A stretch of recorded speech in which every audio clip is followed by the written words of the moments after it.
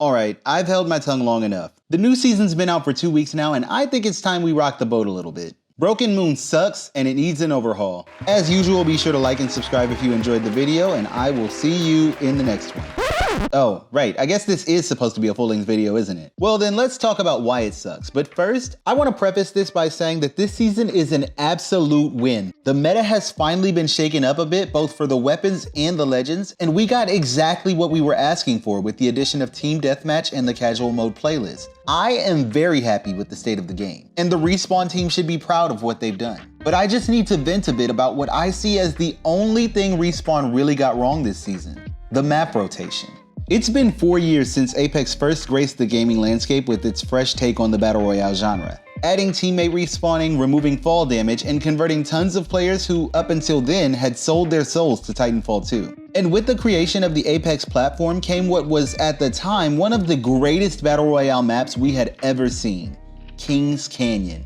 It was vibrant, full of life and color, and not cartoony enough to feel childish like Fortnite's map. There was no Tomato Town here. This was a battlefield where competitors fought and died, kind of. And the map with its scarce cover, destroyed forests, and military fixtures made it feel like just that. More importantly though, the map had a free-flowing design that allowed you to go from one end to the other with little trouble, meaning that there was always action to be had if you were willing to seek it out. Trouble is, as we all got better at the game, that free-flowing design led to constant third-partying and a meta that revolved around the more unga-bunga of the weapons. So in response, Respawn created World's Edge, a bigger map designed with large urban city centers that added distance to combat encounters while also creating the opportunity for close-range skirmishes if you could close the gap or force your opponent indoors. For us assault rifle and sniper loadout users, World's Edge was a breath of fresh air that embraced a mid-range playstyle, and I loved it. You might be surprised to know that when World's Edge first released and was the only map available, there were many who hated the map for the frequency of mid-range poke battles and begged to have Kings Canyon added back into the rotation. That's right, people actually begged for Kings Canyon to come back over World's Edge. Eventually though, Respawn made adjustments to the map, and with the growing popularity of ALGS, the rest of the player base were Stockholmed into thinking they also loved World's Edge, and silently agreed to only land in Fragment or Sorting Factory to make the map feel smaller than it really was, a trend that has continued to ruin the map ever since. Following multiple updates to World's Edge and Kings Canyon, Respawn released Olympus, a map so beautiful and so oozing with minimalist design that when it first became available in Season 7, everyone hated it.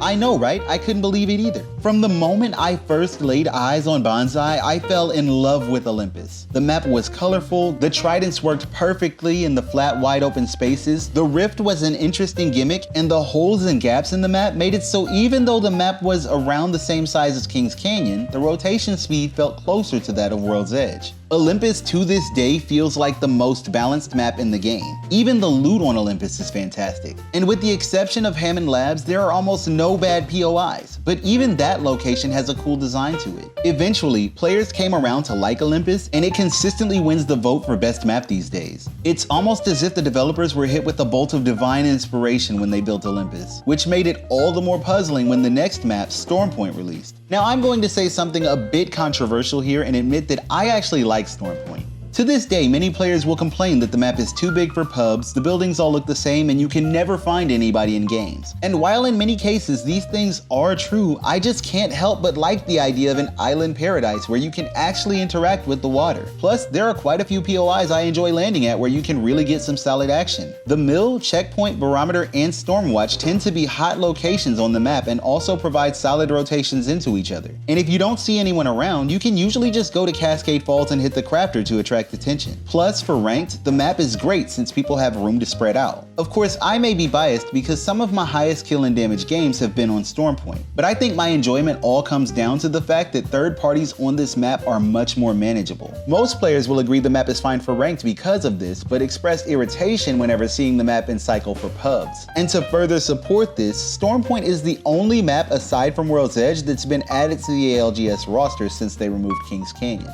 Overall, I think it's a fine map, but I can understand why people see Stormpoint as disappointing. So with all the lessons they've learned with each new map release, understanding what makes a good pubs map and what makes a good ranked map, I think we were all expecting great things when they released the new map Broken Moon. And at a first glance, you might think they've done a good job. And to be fair, I understand a lot of work goes into these maps and I don't want to crap all over the work of the developers. But in actuality, when it comes to Broken Moon as a playing experience, I would say it's a failure not only for pubs, but also for ranked and competitive. So let's talk about why. First of all, similar to Stormpoint, Broken Moon was only given one redeploy balloon, and it's located in a place where it can be moderately useful, but it's more likely to just draw enemy attention while not offering you a complete rotation. This was done primarily because redeploy balloons are seen as a large reason for the prevalence of third parties, and Respawn clearly created this map with the intention to create more isolated fights. We'll come back to that idea later. As a replacement for the redeploy balloons and a replacement for gravity cannons, Respawn created these zip rails, which I personally still think were a great idea. They provide a fun way to rotate between POIs while also making rotating parties a bit more predictable and easier to deal with. But the trouble is, they might actually make them too easy to deal with.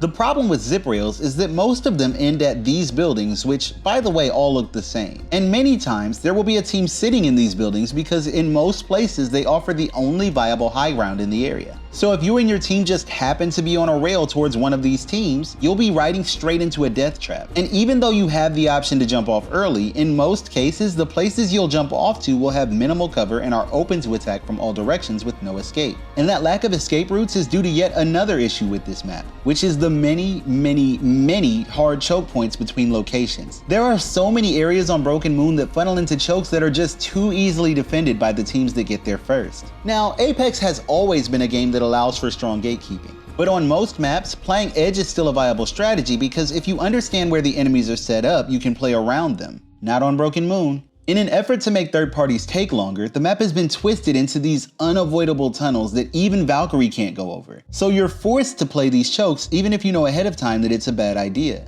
And while I could go on and on about the things I dislike on Broken Moon, the last thing I'll mention is that there are no POIs that stand out as places I love to land. There are though places I hate. Unfortunately for me, those places are Core and Terraformer, the two POIs that the player base has decided to always flock to. Personally, I've always hated Harvester, and with these two locations, Respawn basically just created two giant harvesters in the middle of the map, and like moths to a flame, the lobbies get sucked in and they die. It's not all bad. For example, Cultivation and Atmostation can be alright, but the rotations out of them just lead us right back to the choke problem. All of these issues combined make it so that I just tend not to have fun when I play on Broken Moon. At best, you can play the boring strat of guarding the chokes for the win, and at worst, you run into one of the many nonsense situations this map has to offer. Which brings me back to my original point that the biggest failure and what I see as really the only thing Respawn got wrong this season is the map rotation. I want to point out first that I think having a daily rotation for the ranked map is actually a great idea because it helps with the issue of burning out on a map when grinding ranked. But after almost 80 days straight of ranked on Broken Moon last season, it would have been nice to have a break from it in at least one of the playlists. The bigger issue with map rotation though is that currently all of the maps available feel like they play basically the same. They're all very large maps where everyone lands and dies in one of two spots, so after the initial fight you spend forever looking for enemies. I don't know about you, but especially for pubs, that doesn't seem like fun. For the average player this season, the only map that doesn't make them want to immediately log off is World's Edge. And after about an hour and a half of that map being reduced to just Fragment, chances are they'll get bored of it too. The reason Kings Canyon and Olympus are so loved by the community is because they provide constant action most of the time.